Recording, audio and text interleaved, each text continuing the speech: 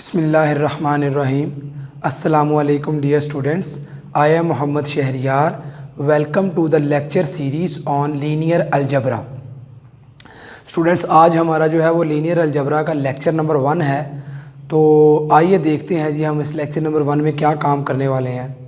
ठीक है स्टूडेंट्स, तो सबसे पहले जो है मैं थोड़ा सा आपको ये बता दूं कि आप लोगों ने अपनी जो है first year second year level पे जो वेक्टर्स वगैरह पढ़े हैं ना, तो बेसिकली अब यहाँ से हम जो है वो एडवांसमेंट की तरफ चलेंगे कि वेक्टर जो है स्पेस में कैसा होता है। ठीक है ना, मतलब वेक्टर्स R2 में, R3 में, R4 में, Rn में। ठीक है ना, तो मतलब 2 डिमेंशनल, 3 डिमेंशनल, 4 डिमेंशनल या n डिमेंशनल स्पेस में वेक्टर्स कैसे होते हैं। ठीक है जी, तो अब यहाँ तक जो है मैं ये चीज़ जो है वो सपोज़ करूँगा कि आप लोगों को जो है उस वेक्टर के बारे में पता है जो हमने फर्स्ट ईयर सेकंड ईयर में पढ़ा है। क्या होती है जी वेक्टर क्वांटिटी। ठीक है, जिसकी मैग्नीट्यूड भी हो और डायरेक्शन भी हो।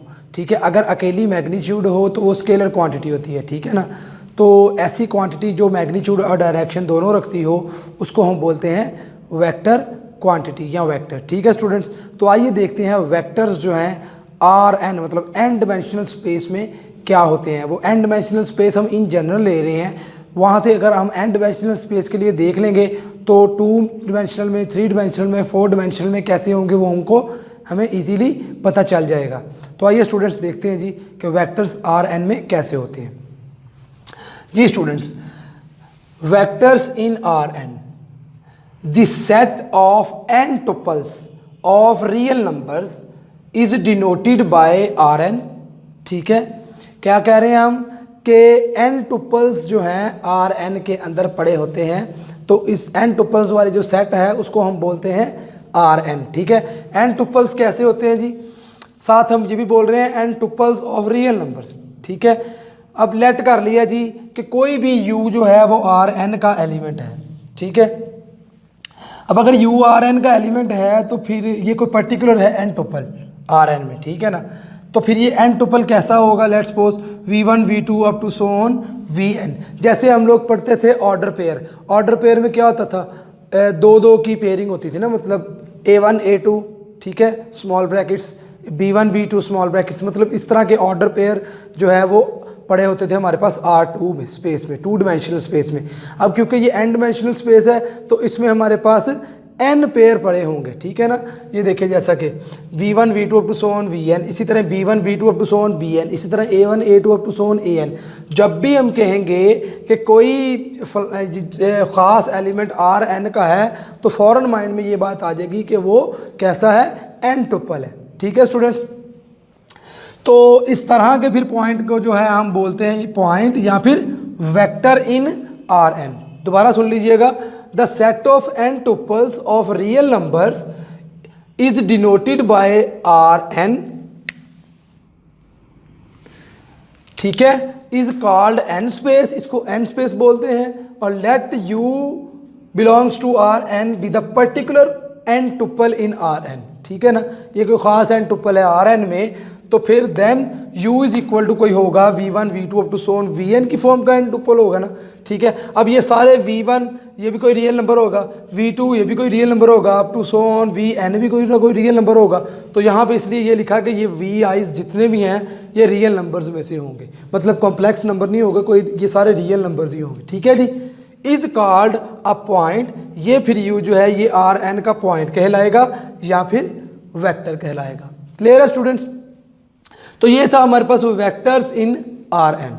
आइए आगे देखते हैं जी कि कोई से दो वेक्टर्स जो हैं कब वो बराबर होते हैं। ठीक है, तो देखिएगा इक्वल वेक्टर्स की डेफिनेशन है जी, 2 vectors in Rn is said to be equal if their corresponding entries are equal. ठीक है, कोरेस्पॉन्डिंग एंट्रीज का मतलब कि अगर 2 वेक्टर्स लिखे हुए हैं तो जो पहले वेक्टर में पहले नंबर पे एंट्री है ना, दूसरे वेक्टर में भी जो पहले नंबर पे एंट्री है वो दोनों बराबर हों। इसी तरह पहले वेक्टर की दूसरे नंबर वाली एंट्री और दूसरे वेक्टर की भी दूसरे नंबर वाली एंट्री वो दोनों बराबर हों। ठीक है, तो अगर कोरेस्पॉन्डिंग एंट्रीज 2 वेक्टर्स की बराबर हैं तब जाके आप कहेंगे कि ये 2 वेक्टर बराबर हैं, अदरवाइज वो दोनों वेक्टर बराबर नहीं होंगे। तो देखिएगा यहाँ पे ये लिखा हमने if let u1 u2 belongs to Rn, ये कोई से हमारे पास Rn के एलिमेंट्स हैं। तो कैसे होंगे फिर ये u1 भी कोई n टुपल होगा, u2 भी कोई n टुपल होगा, ठीक है जी। देन ये हमने लिख दिया u1 कोई होगा जी n टुपल, वो कैसा है जी a1 a2 a3 up to so on an, and u2 is equal to b1 b2 b3 up to so on bn, ठीक है जी। द वेक्टर्स, अब ये u1 और u2 ये बराबर कब होंगे, आर इक्वल इफ, देखिए पहले वाला a1 b1 के बराबर होना चाहिए, a2 b2 के बराबर होना चाहिए, a3 b3 के बराबर होना चाहिए, और अप टू सो ऑन ऐसे ही a4 b4 के, a5 b5 के, a6 b6 के बराबर, और an bn के बराबर होना चाहिए। कोरेस्पॉन्डिंग एंट्रीज का बराबर होने का ये मतलब है, ठीक है जी। तो यही बात हमने लिखी, if a1 is equal to b1, a2 is equal to b2, a3 is equal to b3 up to so on an is equal to bn, then the vector u1 and u2 are equal, ठीक है students.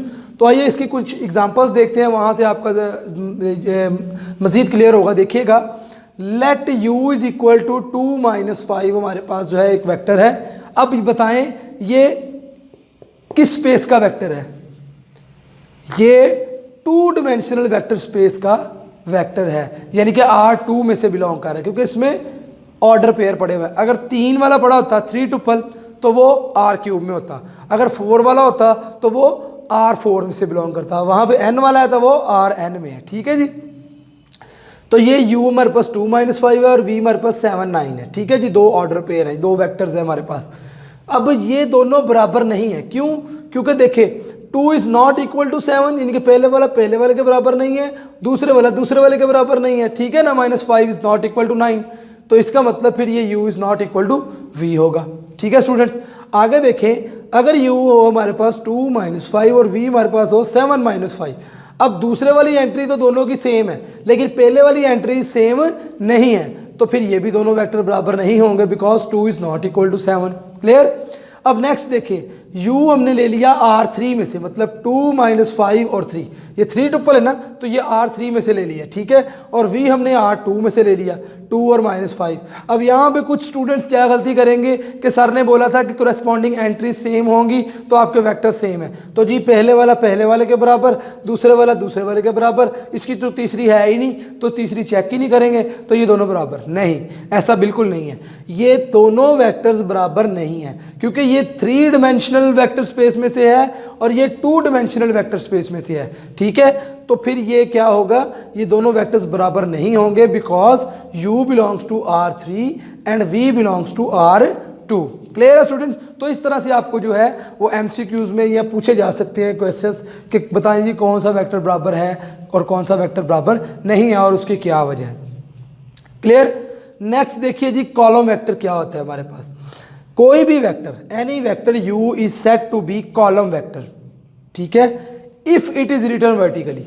अगर वो vector जो है वो vertically लिखा गया हो तो उस तरह के वेक्टर को क्या बोलते हैं, कॉलम वेक्टर। सिंपल, जैसा कि ये u इज इक्वल टू, ये वर्टिकली लिखा गया a1 a2 a3, तो इस तरह के वेक्टर को हम क्या बोलेंगे, कॉलम वेक्टर, ठीक है। इसकी आपने डेफिनेशन याद रखनी है और MCQs में पूछा जा सकता है कि ये वेक्टर जो है ये क्या है, और नीचे आपको पूछ सकता है वो। इसी तरह रो वेक्टर के हवाले से, कोई भी वेक्टर जो है वो रो वेक्टर कब कहलाएगा, अगर वो हॉरिजेंटली लिखा गया हो, ठीक है।